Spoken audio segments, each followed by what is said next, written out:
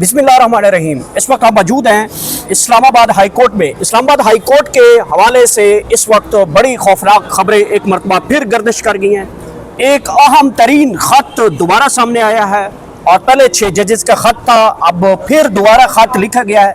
कल full court meeting हुई है chief justice Sarfaraz Dogar Islamabad high court के अंदर, और उस मीटिंग से फ़ौरन पहले जो है या बाद में एक ख़त मंजर आम पे आ गया, जो कि जज बाबर सितार साहब ने वो लिखा। उन्होंने लिखा, ये बात तो हम कई अरसे से देख रहे थे कि जो काज लिस्ट दी जाती है, जो केसेस की तकसीम की जाती है, तो उसमें बाबर सितार साहब के जो केसेस होते हैं उनकी तादाद अब कम होती हुई दिखाई दे रही है।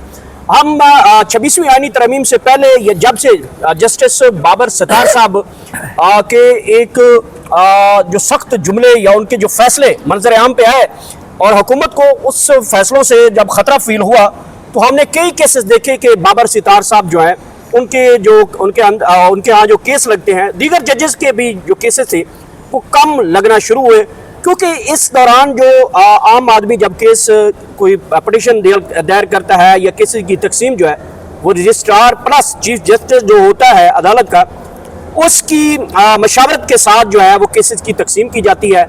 और उस ख़त में और बड़े अहम नुकात हैं। जजेस ने अपनी जो अदलिया की आज़ादी है उसके ऊपर सवालात उठाए हैं। उन्होंने कहा कि हम क्या इस मुआशरे में आज़ाद जज हैं, क्या हम किसी से NOC लेकर या हमारा जो नाम ECL में रखा हुआ है कि हम किसी से इजाज़त लेकर बाहर जाएंगे। ये वो तमाम इशूज़ हैं जो इस वक्त इस्लामाबाद हाई कोर्ट के अंदर बड़े डिस्कस हो रहे हैं। रात गए तक ये चीज़ें डिस्कस हो रही हैं, आज भी ये तमाम चीज़ें डिस्कस हो रही हैं। जजेस के अंदर जो एक तादाद थी, पहले 6 लोग थे, अब उनकी तादाद कुछ कम हो गई है। पहले 6 लोगों ने स्टैंड दिया कि उनके घरों के अंदर कोई कैमरे पकड़े गए, किसी के वाशरूम के पकड़े गए, किसी की जो उनकी फैमिली है उनका पीछा कोई करता रहा। तो इस तरीके से कोई चीज़ें हमें सामने आई थी। यहाँ पे आपको देखा भी था, तो एक मवाद भी पकड़ा गया था किसी जज के टेबल के ऊपर, और वो बाद में फ्रांसिक वाले जो है उसको लेकर गए थे। बहरहाल इस्लामाबाद हाई कोर्ट के अंदर अभी भी ज़मीर पसंद जजेस जो हैं वो अभी मौजूद हैं, दिलेर जजेस अभी भी मौजूद हैं, कानून के रखवाले अभी भी मौजूद हैं, अपने फैसलों पर अमल दरामद कराने वालों और इंसाफ को मंतकी अंजाम तक पहुँचाने वाले अभी भी जजेस हैं। लेकिन अब कुछ जजेस ऐसे भी आ गए हैं 26वीं आईनी तरमीम के बाद कि अब जजेस जो हैं वो फिक्स होना भी शुरू हो चुके हैं। और जजेस का जो 26वीं आईनी तरमीम के बाद जो जजेस हैं उनका जो रोल है वो अब बड़ा डिफरेंट होता जा रहा है। इन तमाम इशूज़ के ऊपर हमारे साथ इस वक्त मौजूद हैं सीनियर रिपोर्टर हैं सदाकत, ये सुप्रीम कोर्ट हाई कोर्ट की जो कि कोर्ट स्पीड्स को भी देखते हैं, पॉलिटिकल नज़रिया भी रखते हैं। सदाकत, कल से हालात बड़े तब्दील हो गए हैं। जजेस ने एक मरतबा फिर कोई ख़त लिखा है, फुल कोर्ट की एक मीटिंग होती है चीफ जस्टिस के यहाँ और उसके यहाँ एक ख़त का अचानक तस्करा आ जाता है। अब तो जजेस इतने परेशान है कि उनके नाम कहीं ECL में ना हो, तो ये जो जिनको NOC चाहिए होगा तो वो उनके फैसलों के लिए भी तो NOC चाहिए होगा। फिर गौर साहब, बहुत शुक्रिया, आपने टाइम दिया। सबसे पहले तो ये मसला हुआ कहाँ से शुरू, इस पे ऊपर हम बात कर लेते हैं। मसला शुरू हुआ जब सरफराज डोगर साहब को यहाँ पे ट्रांसफ़र करके लाया गया, तो उस वक्त ख़त और दरख्वास्तें की गई सुप्रीम कोर्ट में कि जो बार के जजेज़ हैं, जो हाई कोर्ट के जजेज़ हैं, उनको चीफ जस्टिस होना चाहिए। तो मोहसिन अख्तर कियानी साहब जो सीनियर जज थे, उनका वो चीफ जस्टिस बनने जा रहे थे, लेकिन आपको पता है हुकूमत ने 26 आईनी तरमीम मंजूर की। उसके बाद उनको एक मिल गया, इख्तियार मिल गया कि उन्होंने जजेस को ट्रांसफ़र करना शुरू कर दिया। तो सबसे पहले उन्होंने, जो सरफराज डोगर साहब ये लाहौर हाई कोर्ट के जज थे, उन्होंने इनको इस्लामाबाद हाई कोर्ट में ट्रांसफ़र किया कि उनको आगे नज़र आ रहा था कि आगे मोहसिन अख्तर कियानी साहब यहाँ बन जाएंगे और इसी तरह 26 जंगीरी साहब ये बन जाएंगे। और फिर उन्होंने क्या किया, एक 26 आईनी तरमीम के बाद सुप्रीम कोर्ट में भी एक यही है कि आगे जैसे मंसूर अली शाह वो चीफ जस्टिस बन जाएंगे। उन्होंने उनका रास्ता रोकने के लिए भी 26 आईनी तरमीम की और अपनी मर्जी का चीफ जस्टिस भी बना दिया गया। ये मामला असल वहाँ से शुरू हुआ और हमने ये देखा कि उसके बाद मुख्तलिफ आवाज़ें उठती रही इस निज़ाम के ख़िलाफ़। 6 जजेस का ख़त आता रहा और यही सरफराज डोगर के ख़िलाफ़ जाके जब सुप्रीम कोर्ट में बात की गई कि आप क्या कहते हैं, जो उनका हक़ है, जो चीफ बैठे हुए हैं, जजेस बैठे हुए हैं, उनका चीफ जस्टिस बनने का हक़ है, लेकिन वहाँ भी कोई आपके पास सामने आई चीज़ें, कोई सुनवाई वगैरह नहीं हुई, कोई चीज़ें सामने नहीं आई। तो इसके बाद वो चीफ जस्टिस बन चुके हैं।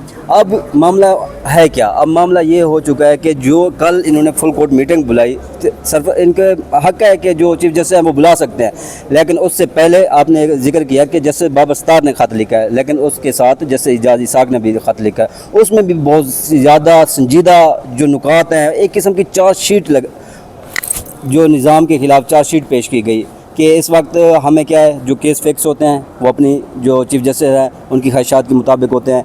क्या हम बाहर जाएंगे, हमें एनओसी लेनी पड़ेगी कि छुट्टियां, अगर एक छुट्टियां हैं, एक जज को छुट्टियां हैं, वो बाहर जा सकता है। उससे पहले उन्होंने क्या करना है, एनओसी लेना है कि आपको एक एनओसी जारी किया जाएगा, फिर आप बैरून मुल्क जा सकते हैं। तो यानी जजेस के ऊपर भी एक किस्म की निगरानी शुरू हो चुकी है, इसके ऊपर उन्होंने आवाज़ उठाई है। और सबसे अहम जो नुकता आपने रेज़ किया वो ज़बरदस्त, वो नुकता ये है कि आपने कहा है कि यहाँ पे जो इस निज़ाम के ख़िलाफ़ आवाज़ उठाने वाले हैं उनकी तादाद कम हो रही है, तादाद कम होती जा रही है। बहुत, ये एक हमें सोचने और समझने की ज़रूरत है, ये क्या, क्यों, ये ऐसा क्यों हो रहा है। पहले 6 जज ने ख़त लिखा, कल हमने ये देखा कि जो फुल कोर्ट मीटिंग हुई, जैसे बाबर जो अरबाब तहर साहब हैं, जैसे अरबाब तहर साहब, उन्होंने वो कहते हैं अपनी पार्टी बदल ली। कैसे पार्टी बदल ली? पहले वो ख़त लिखने वालों में शामिल थे। कल जो फुल कोर्ट मीटिंग का एजेंडा था, रूल्स जो प्रैक्टिस एंड प्रोसीजर के रूल को उनकी मंजूरी थी, उन मंजूरी को उन्होंने मंजूर कर लिया। तो इस तरह यानी ये निज़ाम के ख़िलाफ़ अब आवाज़ जो उठाने वाले हैं वो उनकी तादाद कम हो रही है। क्यों? इसकी वजह क्या है? क्या ये निज़ाम मजबूत हो चुका है? इस वक्त अगर पॉलिटिकल बात की जाए तो जो हुकूमती जमात है वो कहती है हमने इस निज़ाम को तसलसल दे दिया है। अब ये तसलसल कहाँ तक जाएगा? क्या 2027 तक जाएगा, 2032 तक जाएगा, 2040 तक जाएगा? ये तसलसल कहाँ तक जाएगा और तसलसल कैसे है? क्योंकि इस वक्त जो सबसे बड़ी बात है, नोटिफिकेशन की बात हो रही है। कोई कहता है नोटिफिकेशन होगा, कोई कहता है नोटिफिकेशन नहीं होगा, कोई कहता है ज़रूरत है, कोई कहता है नहीं है। लेकिन जो निज़ाम के ख़िलाफ़ आवाज़ उठाने वाले हैं वो चुप क्यों है? क्या उनमें लीडर की कमी है? उनका एक लीडर जो आवाज़ उठाता था वो शायद जेल में बैठे हुए हैं, तो इस वजह से कोई मौसर तारीख हमें नज़र नहीं आ रही कि इस निज़ाम के ख़िलाफ़ आवाज़ उठाई जा सके या इसके ख़िलाफ़ लड़ा जा सके। अब देखते हैं आगे हालात किस तरफ जाते हैं। बहुत शुक्रिया। हमारे साथ सदाकत साहब मौजूद है, सीनियर कोर्ट रिपोर्टर हैं। गुफ्तगू आपने सुनी है। इस वक्त भी जजेस के अंदर दोबारा जो वो सूरत हाल की खतूत वाली वो हमें एक मरतबा फिर देखने को मिली है। जजेस ने अपने तहफ़्फ़ुज़ात का इजहार कर दिया है। चीफ जस्टिस को खत लिखा है कि इस्लामाबाद हाई कोर्ट के अंदर क्या हो रहा है, इस्लामाबाद हाई कोर्ट के अंदर जो केसेस हैं वो लगाए कैसे जाते हैं, इस्लामाबाद हाई कोर्ट के अंदर जो फैसले हैं वो कैसे हो रहे हैं। जो जजेस अपनी गाड़ी हाई कोर्ट से लेकर घर तक जाते हैं तो उनको क्या कुछ मतलब वो कहना का ये मकसद है, उनका ये कहना है कि एक जज के ऊपर कितनी निगरानी है। अगर वो घर जाते हैं तो उनके ऊपर क्या निगरानी हो रही है, अगर कोई मार्केट जा रहे हैं तो उनके ऊपर क्या निगरानी है, अगर मुल्क छोड़कर बाहर जाना चाहते हैं तो एनओसी दरकार हो गया है। और अब जो जजेस आज़ाद ख्याल जजेस हैं उनके जो काज लिस्ट है, जो उनके केसेस की तादाद है वो बहुत कम होती जा रही है। मीन्स कि मैं पिछले कई अरसे से मैं देख रहा हूँ कि यहाँ पे जब से जो ट्रांसफ़र जजेस ट्रांसफ़र का हवाले से फिर 26वीं यानी तरमीम के बाद खुसूसन तो इस्लामाबाद हाई कोर्ट के अंदर जो जजेस की तादाद, जो केस जो आज़ाद जजेस हैं उनके यहाँ जो केसेस लगाए जा रहे हैं वो बहुत कम लगाए जा रहे हैं। तो जो नए जजेस आए हैं, जो ट्रांसफ़र जजेस हुए हैं या जो नए जजेस आए हैं, उनके जो एडिशनल जो जजेस जो यहाँ पे बाज़ औक़ात वो भी हमने एक फेज़ देखा है, तो उनके यहाँ केसेस की तादाद ज़्यादा लगा दी जाती है। तो आम रूटीन में जो अहम तरीन केस होते हैं वो अमूमन कोई अहम केस हो जिसमें लाइक दिस के जैसे यहाँ पे बलूचिस्तान के मिसिंग पर्सन का केस है, उस केस की भी समाज जो है रुकवा कर दोबारा चीफ जस्टिस अपने पास रख लेता है। कोई फैसला होने जा रहा होता है, कोई फैसला ऐसा हो रहा था जो रियासत के खिलाफ वो फैसला हो रहा होता है, जो हक और इंसाफ के ऊपर फैसला हो रहा था, तो उस फैसले से होने से पहले जो है केस की जो है वो केस किसी और जज के पास भेज दिया जाता है।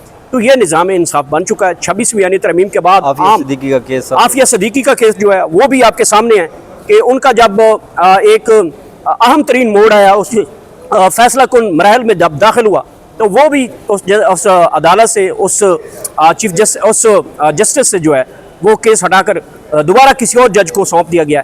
तो ये सूरत हाल बन चुकी है कि जो वहाँ से इंसाफ मिलता है, वहाँ के जो फैसले हैं या वहाँ के जो केस हैं वो फौरी तौर पे जो है किसी और जज के पास भेज दिए जाते हैं। तो इस्लामाबाद के हाल और इस वक्त सुप्रीम कोर्ट में, हाई कोर्ट के अंदर दोबारा जो है अदलिया के अंदर एक नया भौचाल आ चुका है, वो है दोबारा के ख़त लिखे जा रहे हैं, अपने हकूक़ के बारे में बताया जा रहा है।